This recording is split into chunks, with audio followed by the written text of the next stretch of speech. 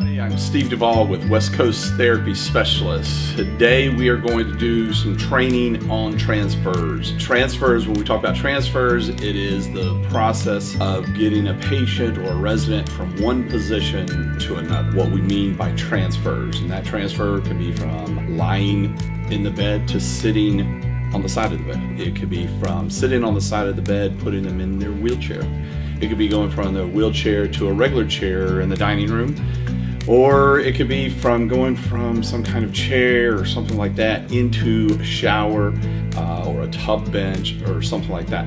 Transfers can even be from sitting down to standing up so that they can be safe whenever they get ready to walk. So we're going to cover a couple of those in demonstration today, but we want to talk about the transfers themselves and the importance of what it takes to do a safe transfer. So there are two key components to the transfer. One is the safety of your resident, and number two, which is just as important, is the safety of the caregiver, you, the one doing the transfer. And if it takes a couple of caregivers to do the transfer, then the safety of whoever is doing this transfer. They're both equally important. As you know, if you're hurt, you can't care for your resident. One of the things that we're going to hit on first here is the frailty of the residents, because if you are helping a resident transfer from whatever surface or whatever position to another position, they are going to be frail. Otherwise, they would need your assistance. So we know just going in that we have to watch out for the resident. One of the things we look at is how we hold the resident, where we hold the resident, making sure that we're not grabbing and making marks or injuring a resident. So first of all, you don't grab the hands, you don't grab the arms or wrists, the elbows behind the back of the arm. You don't pull a resident up. One, these residents are very weak a lot of times in their shoulders. You could pull a shoulder, and I've seen a resident who had a joint that was pulled out of socket because a caregiver tried to pull them up out of the chair, and that's not going to be good for anybody. So don't use appendages, don't use their arms or hands or wrists or whatever to pull them up, okay? We're going to demonstrate the proper way to get a resident out of their bed or chair and get them up on their feet. There's three big points to every transfer. The first thing you have to do is prepare, okay? You have to make sure the resident is in a great position to help them transfer safely and to make sure you don't hurt yourself when you're transferring them. When I say prepare, you make sure that the resident gets all the way to the edge of their seat or edge of the bed, their feet are under them. One of the things that we have to do is make sure that their feet are under them. A good thing to remember is you cannot transfer and stand up safely unless you get your nose out over your toes, okay? It sounds corny, but that's the truth. If you can get your resident to get their nose over their toes, their body weight will help you and them in the transfer. And we all have transferred folks who are fighting that. They're trying to lean back. Well, if they simply get their nose over their toes, it's going to help the transfer a lot. But that comes in your preparation. That comes in you getting them set up, and it also means you getting wherever they are going close enough to them. The safest transfer is a very short distance to transfer over. We don't want to get Miss Smith up, pull her up by her hands, do a do-si-do, and put her in a chair that's 4, 5, 6 feet away from her. That's not real safe. Hopefully no one would do that. I've seen it done before. All right, so not only do we prepare and make sure that everything is ready for that transfer, we've got to get close to our residents, okay? Some of them don't smell that great sometimes, but we still got to get close, all right?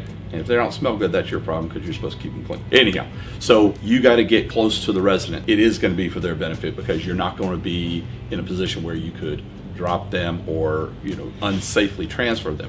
But if you are close to them and they are close to your body when you go to do the transfer, it's going to be very safe. The further away from you the resident is, the more chance you have of risking injury to your back and then not being able to care for these residents, okay? So 1, prepare. Number 2, get close. 3 is very important as well. Now, it's a part that we kind of overlook. It's the safe landing, all right? So just like if you are going to sit down somewhere, you want to make sure that there is a clear path for you to land your resident, and we want it to be very controlled. We've all seen it where we get over and somebody plops because they give out or they get, but we don't want that. We've got to avoid that. That's where injury happens. Just as much to the caregiver and the one doing the transfer as it is to the one who is being transferred. Prepare, get close, and have a safe landing. That safe landing has to be a clear area, know where you're going, control that resident down, and make sure that it is ready to go. We'll have them help hold back with their hands whenever they're going to transfer and sit down, okay? And we'll show you how to do that because that's gonna make it a safe transfer. Okay, for our demonstration, let's remember the three things. We want to prepare, get close, and have a safe landing. As you see, we have Miss Charlene here. We have the wheelchair very close to the chair that she's going to. I've already checked that the brakes are locked, so that's part of our preparation. The next part is let's get Miss Charlene to the edge of the wheelchair. Thank you, Miss Charlene. All right, we want to make sure that her feet are under her, okay, and a good enough width apart. She's gonna push up. We're gonna have her push up from the wheelchair as I get in closely to help her move over. All right, here we go, Miss Charlene. I'm gonna hold on to you like this, okay? I want you on the count of 3 to come up. I want you to put your nose over your toes and come up. 1, 2, 3. Very good. All right, stand up. You can hold on to my arms. All right, let's take a couple of steps over. Good. Good. All right, I want you to feel back for the chair. There you go. And we have a safe landing. Very good. Excellent. All right, so now she's had her lunch, she had her dinner, whatever she's had. She's gonna walk back to her room. Again, preparing, got that locked. We're gonna have her slide to the edge of her seat, come forward, make sure her feet are under her, and we're gonna help her up, not grabbing onto any appendages. Come on up and grab the walker. She's all set. How do you feel? Good. You ready to walk? Yeah. Okay. Let's come on out, undo your brake, and you can go. Enjoy your night. And that's it. Safe transfers, nobody's hurt. All right, we have a little 3-question quiz for you. It's true or false. It is okay to grab a resident by the wrist to pull them up to make a safe transfer from a wheelchair to a regular chair in the dining room. Number 2, safe transfers are just important for the caregiver's safety as it is for the resident's safety. True or false? And number 3, the further away you are from the resident, the easier it is and the safer it is to do a good, safe transfer. True or false? Thank you guys for watching this video. Hopefully it's helpful.